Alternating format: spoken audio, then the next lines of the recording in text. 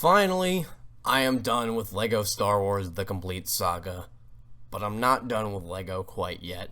A year ago, I unknowingly made one of my most controversial videos, LEGO Indiana Jones 2, Why It Sucks. For a while, I was content with the video and the points I had made, but after reading darn near every negative comment refuting my claims, and rewatching the video myself, I have come to the realization that holy cow, this video needs a redo. I mean, I spent like 2 minutes talking about a single cutscene. I say the game is bad because it focuses on the lame fourth movie, which doesn't equate to the game's quality. I didn't even bring up the level creator. This video is definitely not my best work. So, after ordering it on eBay, getting the first game instead, that was weird. Actually ordering it after beating the first game and fully completing it 100% and all, what do you say we give this game another shot? As I ask the question, does LEGO Indiana Jones 2, The Adventure Continues, actually suck? Releasing for practically every console out there on November 17th, 2009, LEGO Indiana Jones 2 takes the player through each movie, including the previously exempt fourth one, in very brief retellings of the original stories. Each movie and parts, because the fourth movie is split up into 3, has 5 levels that have the player run, jump, solve puzzles, and defeat baddies, just like every other LEGO game. However, the game sets itself apart from other LEGO games by taking the previous existing formula that every LEGO game followed, and still follows, and tweaking it to make it more distinct, a change we'll get to later. Right off the bat, let's do something I didn't do in my previous review of this game, and that's go over the positives. I couldn't believe it myself, but I just do not bother to bring up anything I like about it in the previous video, and what I do like about it is a pretty large part of the game. For this playthrough, I decided to 100% the game, as I did the same with the first one, and the post-game for LEGO Indiana Jones 2 is probably up there with some of the best in all of LEGO. This is where that change in formula I previously mentioned is a benefit. Instead of each level having 10 mini-kits to find, there are 10 mini-kits to find in each bonus level of every world. Instead of each level having a red brick to find, there are red, blue, and green bricks that can be obtained by destroying certain objects in the hub. This makes exploring said hub worlds a great time. You're constantly on the lookout for bonus levels and objects that'll get you those extra bricks. Along with that, there's vehicles to buy, characters to fight and purchase, and time trial races that reward you with more characters upon completing them. Aside from the times where there'd be nothing left except for a few things and I'd just be wandering around aimlessly, traversing the hub worlds were hardly ever boring, and it's easily, the highlight of LEGO Indiana Jones 2. The post-game was completely worth my time, and this is coming from someone who does not like to 100% games, so yeah, it's pretty good. Going back to the bonus levels, they're all fun to play, and there's even 2 kinds of bonus levels, ones that take place in the previously completed story levels, or entirely new levels made with the level creator in the game. Both of these kinds of levels deliver, and I find myself enjoying these the most. Except for the vehicle levels, but we'll get to those later. The reward for fully completing each movie is great as well. You get to collect 1,000,000 studs in those classic toy box style levels that are in every LEGO game, and it's just as fun and satisfying as always. Great stuff. Bringing up another thing I failed to mention in my previous review, the level creator. And to be honest, I didn't make any levels, I only did what was necessary to fully complete it. But nevertheless, I'm not even gonna lie, this is an awesome idea. And how has it only been done in LEGO Harry Potter years 1 through 4 after this? The only gripe I have is I'm pretty sure you can't share levels online, which kind of defeats the purpose of a whole level builder, but still, the creator is super user-friendly. There's a ton of ways to be able to beat these levels, leading to creativity, and it's just a no-brainer good idea. A level creator in a LEGO game. How has this not been done before or since? Aside from LEGO Worlds, I don't recall it ever being done again, and even still, LEGO Worlds is a world building game, not a level builder. I can't believe this hasn't become a thing they put with every game. It's an amazing idea, one that once again is hampered with the fact that you can't share the levels online to my knowledge, and I'm talking about when this game was first coming out. I'm fairly certain it just wasn't possible. Let me know otherwise though. But even with that possibility of not being able to share levels online, it just makes sense to do it. It's LEGO. What do? You build stuff with LEGO. Make it a level builder. Why is it only in this and LEGO Harry Potter? It's an amazing idea, one that just needed more games to have it. But now it's time we start to get into the nitty-gritty. If you thought this review was going to be nothing but praise, I had seen the light that is the beauty of this game, oh how wrong you are, and it's time we talk about this game's glaring problems. Firstly, while I did enjoy the bonus levels, the mainline story levels left a lot to be desired, and I mean a lot. Almost every story level takes place in a singular room with one major objective to complete in it. This makes almost every single story level over in literal minutes with no time or room to be these fleshed out, intricate levels that take the perfect amount of time to complete. And look, I know why it's done like this. There's 30 levels in this game, so if almost every level wasn't made into tiny bite-sized levels, it'd run the risk of overstaying its welcome. Except it wouldn't. The complete saga has 36 levels and doesn't feel overly long at all.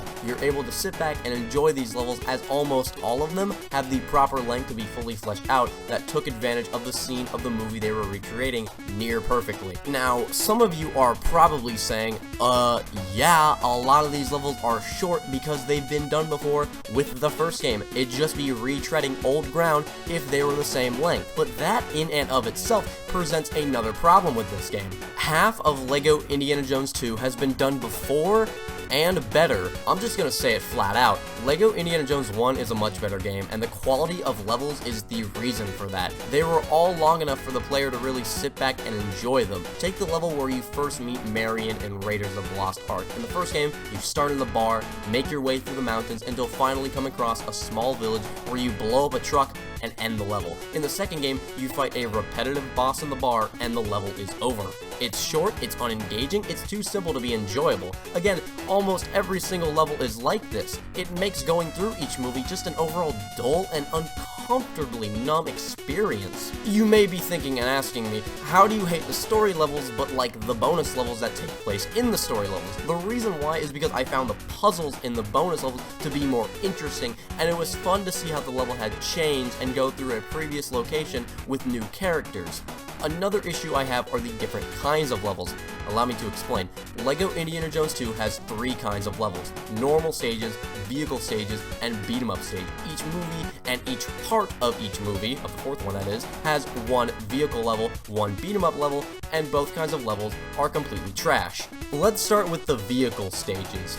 Indiana Jones on ice is the best way to describe them. A lot of the vehicles quite simply don't control well. The bikes especially suck, and every vehicle would topple over upon hitting even the slightest bump, just making these levels all the more tedious and irritating. The levels involve ramming into other cars over and over and over again, driving around an area looking for these vehicles so you can run into them over and over and over again. The change in scenery didn't make a lick of difference. Once you've played one, you've played them all, making none of them enjoyable. As for the beat 'em up stages, they're as simple, unintuitive, and repetitive as the vehicle stages. You just beat up enemies until the level is over. That's it. The main issue here is that LEGO games don't have in-depth combat mechanics. It's basically just mashing the attack button. It is just mashing the attack button. Now, this was fine with previous installments and even this game's predecessor because the combat was used as a way to balance out the puzzles and give levels more depth to them. As a focal point to said levels though,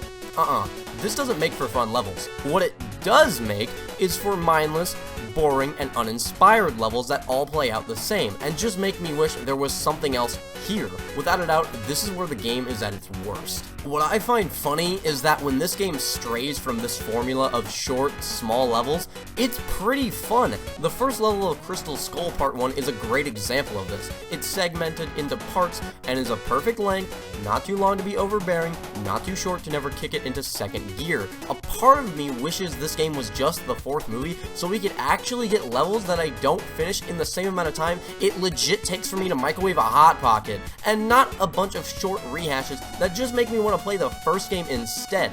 Overall, the main game is nothing special at best and a boring, underdeveloped, unfun experience at worst. In conclusion, do I still think LEGO Indiana Jones 2 sucks?